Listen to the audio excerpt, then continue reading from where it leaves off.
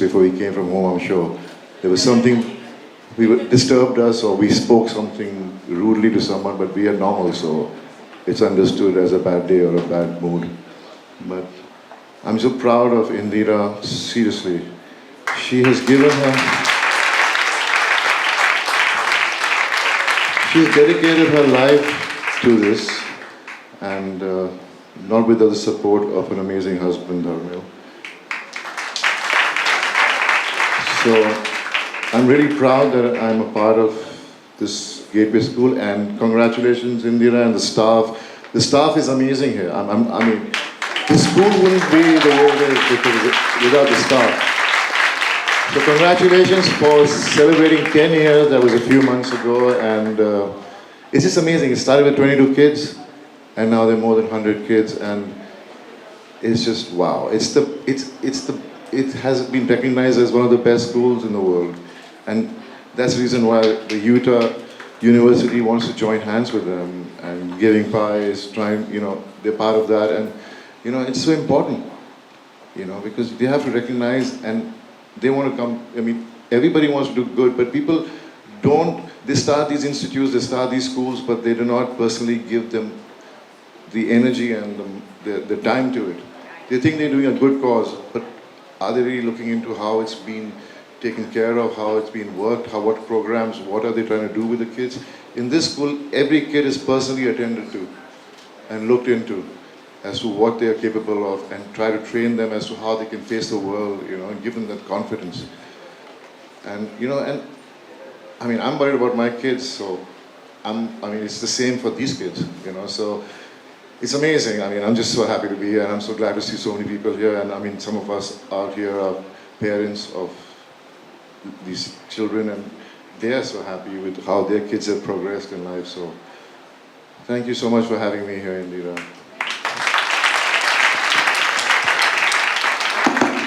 Okay, next up is Tim,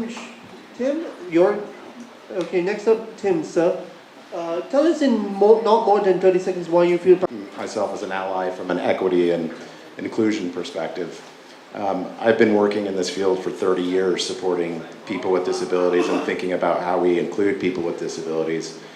And I still see people being segregated and isolated simply because of their disability and the stereotypes about disability.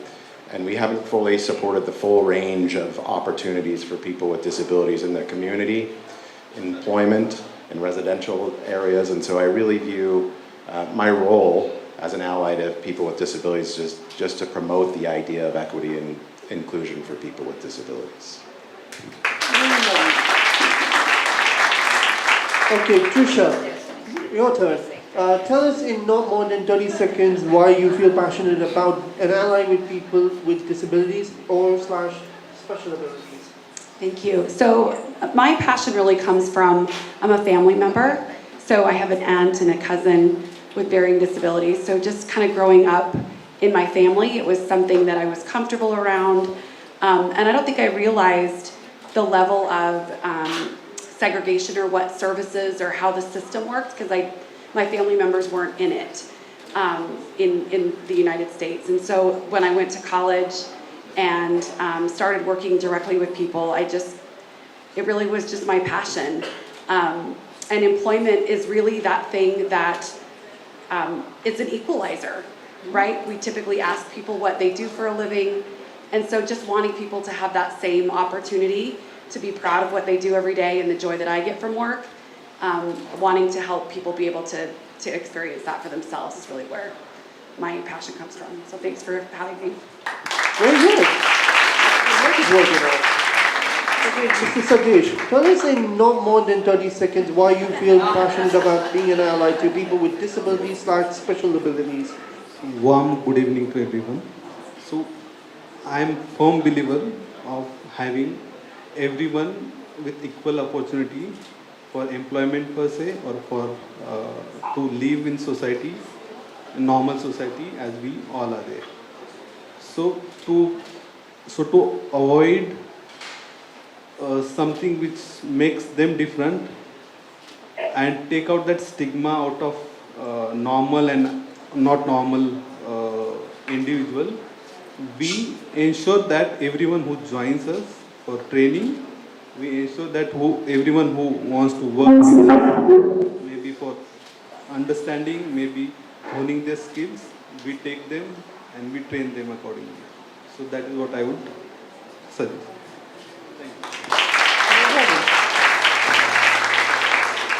Okay, let's start with round one as an Okay, one icebreaker. second. We're going to try and get Tony on this some bit. Hopefully. Yeah, so, Hopefully. you want to just do it before? I agree. So agree. I agree. Hello. Yes. Mahesh, sir, as Now ask him the question. Okay. answer the same question again. Is that loud enough? Do I need to be loud? Can you Yeah, now it's loud enough. tell Tell him us it's loud enough. okay, tell us in no more than 30 seconds about why you feel passionate about being an ally to people with disabilities slash special abilities.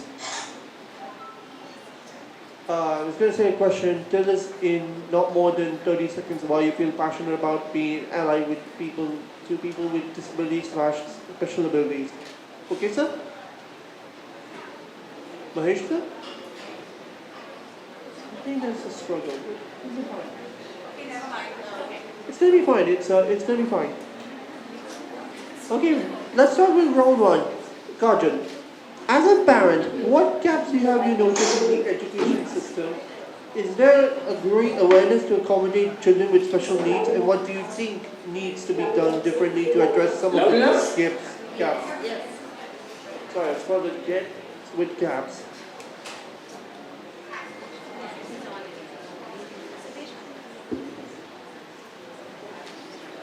No, I think it's for Kajol. Yeah, it's for Kajol. It's for Kajol. Okay, so we get back. Maybe he can answer all the questions We can together. answer. So why don't you let yeah. Yeah. Sorry about Sorry about that, guys. Sorry for the delay. Oh, the education system is something that in India I'm supremely passionate about and sometimes very disappointed with also. Yeah, I have to say that.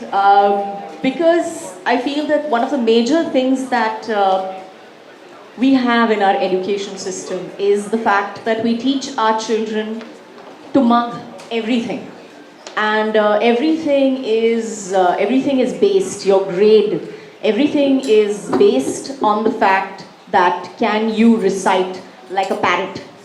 Whether you get a 98% or a 50% is all relevant on how well you can write whatever is written in the textbook as is without actually putting your brain to use or without actually, understanding what you are actually writing. So yes, that is my major grouse with the educational system. But yes, I think there are lots of things that, so yeah. Thank you for sharing. I'm not finished. I'm sorry. I'm on my soapbox, don't stop me. I won't let you talk.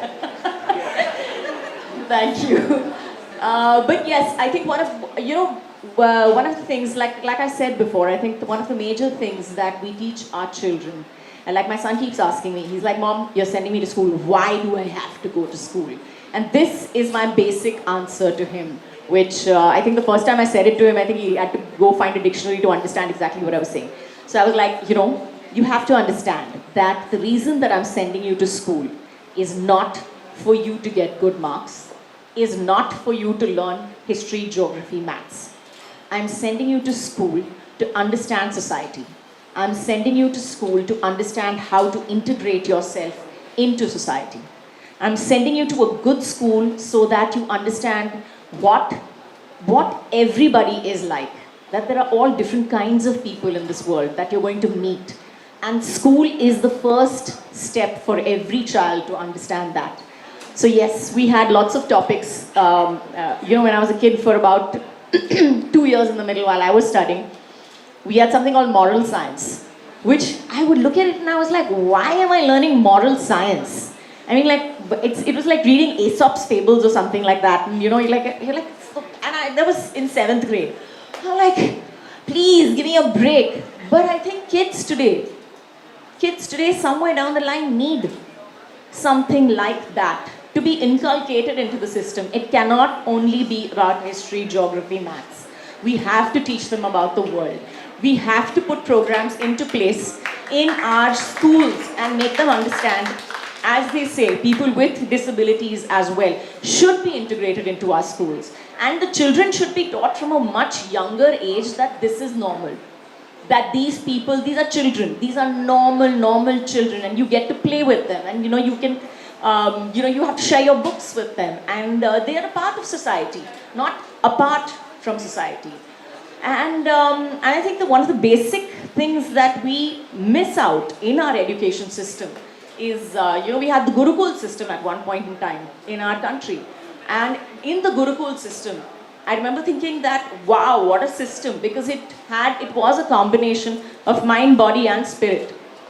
And in today's schools, I wish we could do something like that, where they could concentrate on the mind, body and spirit, and children could be judged according to all these three parameters and not just one parameter. So yes, now I'm done. Thank you, Ms. Kajol. Okay, next up, Bobby here.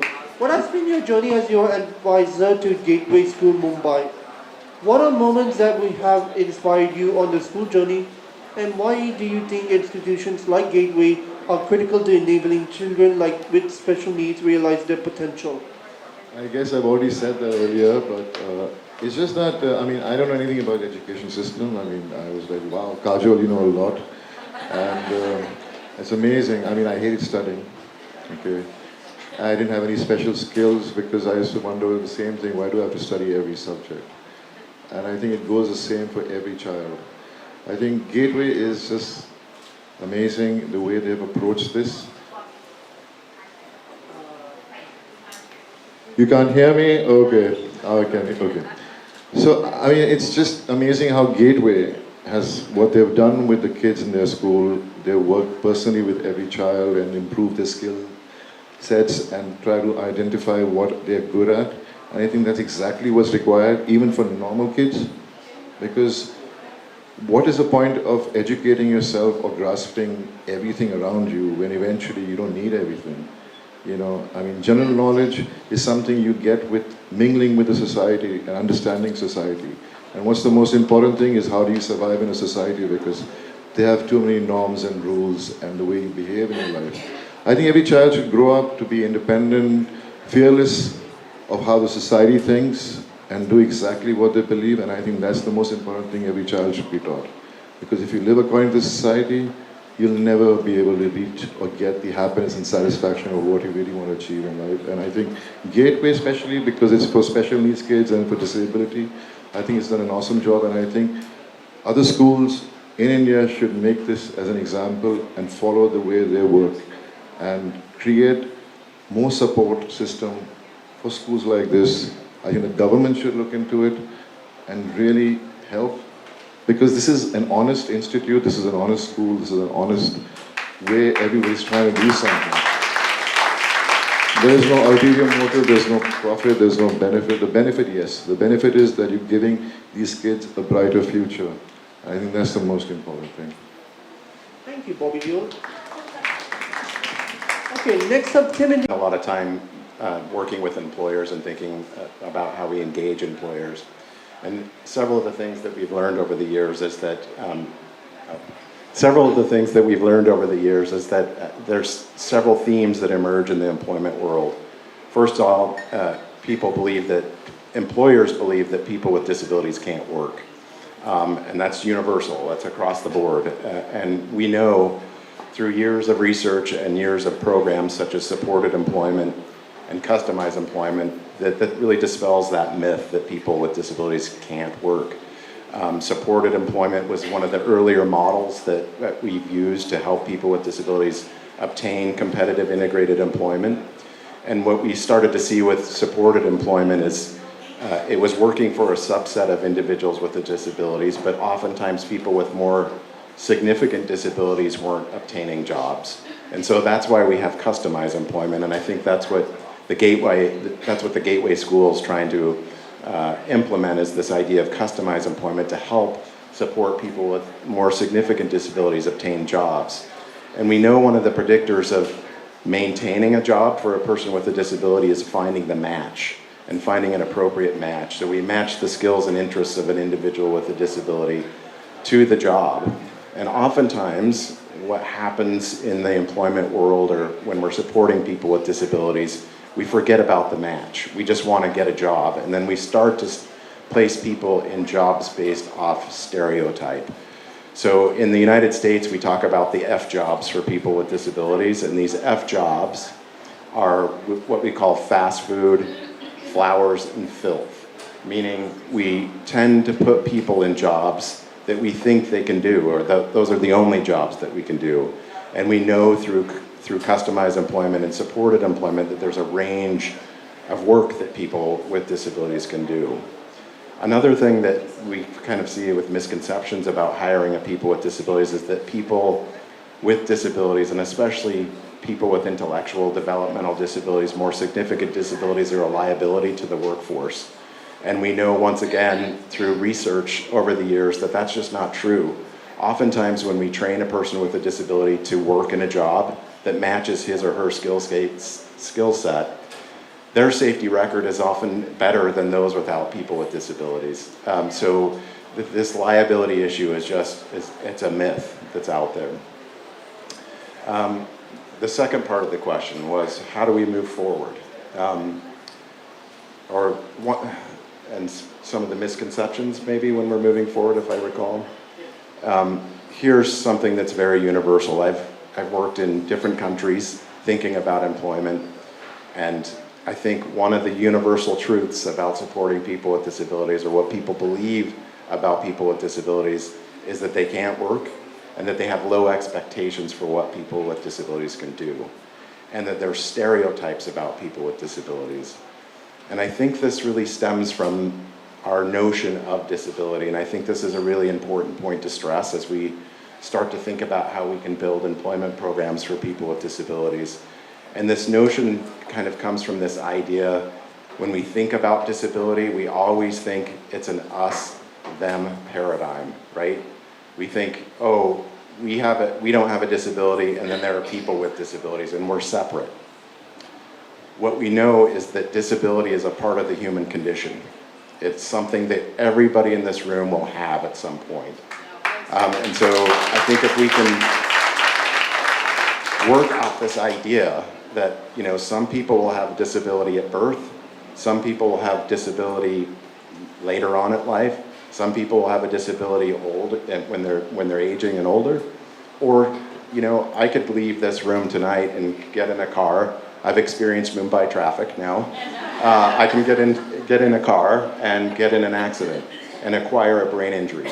So unlike any other form of marginalized group, I can enter the disability field, and I think, and become a person with a disability. So I think as we start thinking about disability and supporting people with disabilities, if we can change the lens and the framework of thinking about disability and look at it as a we instead of an us and them paradigm, I think we might be more receptive to supporting people with disabilities and employing people with disabilities in the range of occupations that are available.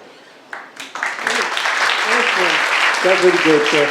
Okay, Trisha Jones-Parkin, could you share more about the path-breaking employment first priority legislation in the USA and the impact that has created since? What could be lessons that India could borrow from what works? Okay, so the Employment First initiative in the United States started, 2007, 2008, and it started with a handful of states that passed legislation, and now today there's 39 states that have some form of legislation or executive order so that really is directing a lot of funding priorities at the state level. And then what has happened is that there's been more of a federal level of support to help those states implement.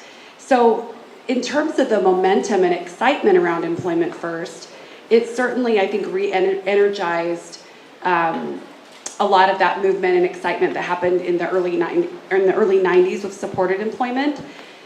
What we saw was, people were getting jobs and there's been a big lull in the United States. And so this Employment First movement certainly generated that interest and discussion about everybody should have opportunities to work, including people with the most significant disabilities.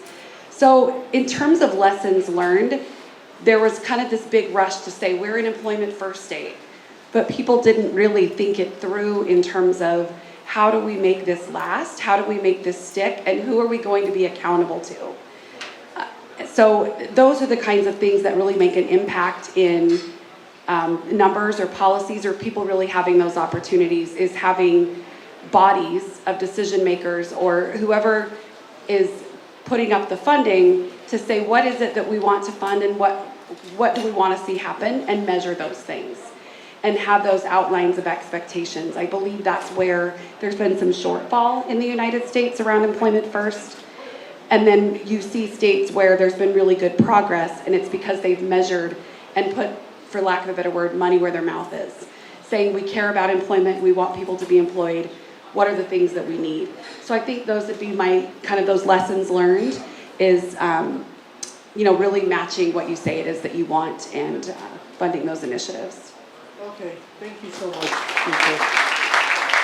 Okay, Mr. Sadish, from your own lived experience of championing employment for people with disabilities at the workplace, could you share us how can employers in India create and benefit from more inclusive workplace? What are the challenges you face in this regard, and how did you overcome them? Yeah. So coming on to the challenges part first, I feel when you employ these kids or PWD candidates, so there is a potential biasness is there with the people who are working with them. They are for sure they will have unsure, I would say, guarantees from them that they would carry out this work or no. So that potential biasness you cannot remove. And secondly, I would feel there would be misconception from them that their capabilities may not be that they will complete the particular workforce. So to avoid all this kind of confusion or potential biasness, what we did is we have had a mentor assigned with everyone which were engaged at our facility. So starting from their entrance until they check out from the facility, we ensured that mentor takes the responsibility. We sensitize that mentor. We let them know what is their responsibility towards these kids or towards these employees, and how should they be treated at workplace. So they may not be perfect in every aspect, and we made ensure that our senior member would take repetitive rounds of that areas, would assess their performance after every week or 3 days initially. And we were so dependent on these kids that Rajdeep, Krish, we really miss them at workplace. Their vibrancy, their so they were kind of part of our team. They were kind of part of our family. So we work there as family, of course. So we saw them sitting in cafeteria for 1 hour. Don't know what they were doing. So then we had to ask supervisor where are they and what are they doing. So by this way we slowly improvised our processes to have them at workplace, train them on particular skills, and they can be assisted going forward. So that was it. Thank you. Thank you, sir. Okay, let's skip to round 2. We're moving on to rapid fire round. Let's try asking the question again. What is the current scenario where the law and policy... Sorry, you were saying? Can you hear me? Yeah, yes, you can hear us. Or am I speaking? Is to consist of professionals trained to assist people with disabilities, like special educators and clinical psychologists. The most important thing is that the 22 policy aims to create a national database of persons with disabilities and link all that, which is not of my doing. And by the way, I just want to answer the first question. The first question that was posed, right, as to why one is passionate about this. One is passionate because one is really passionate about Thank you, Mahesh, sir. Okay, now round two. We're moving on to rapid fire round. Sorry, Madam Mahesh, sir. Okay, let's start with Kajol. What role could celebrities play to influence and help mainstream the narrative that influence stakeholders around employment for persons with disabilities? I think the film industry is one of the passions of our country. So yes, we have a lot of people who have a lot of voices. So I think that's the one thing. I think we've seen people standing up. We've seen Tare Zameen Pe. We've seen Black. We've done a film. I've done a film called My Name Is Khan, which was about somebody who had Asperger's. So yes, we have been, putting it out there in the nicest way possible. To make the general, population understand it, maybe feel more for it, and as I said before, the reason that I think the most that we can do is stand up and make it regular, and stand up and talk about it. I think it needs to stop. Disability needs to stop being a word that we don't use, or people that we hide away. Or members of the family that don't come out in the parties. So I think that's one of the things that maybe the film industry as a voice can speak up for. Thank you, Kajol. Okay, Bobby Dio. Our audience comprises of promoters, corporates, leaders of diverse fields. What's your message to all of them to move the needle on employment for people with disabilities? I guess I wish they understand it's not just about employment. I think they should contribute towards institutes which encourage and educate these kids so they understand what they're capable of, and then moving towards employment. And that is the foundation, because if you do not have a foundation, how do you give employment? Then there will always be a thing where, oh no, this is us, they're them, and it's always going to be that way. So first, these corporates and all these people who have the facilities, who contribute towards charity, should use that towards creating institutes to educate kids with disability and special needs, so their skill sets could be understood, and then they can move forward in life. I mean, it's the same, like how Kajol was saying, that we need to teach and learn so much, we taught so much, and we don't understand anything.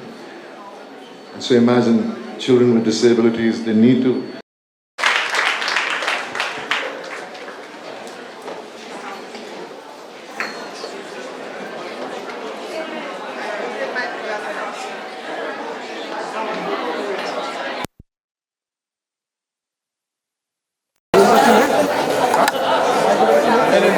Live over हो गया हाँ live over excuse me ma'am, can you please sit down?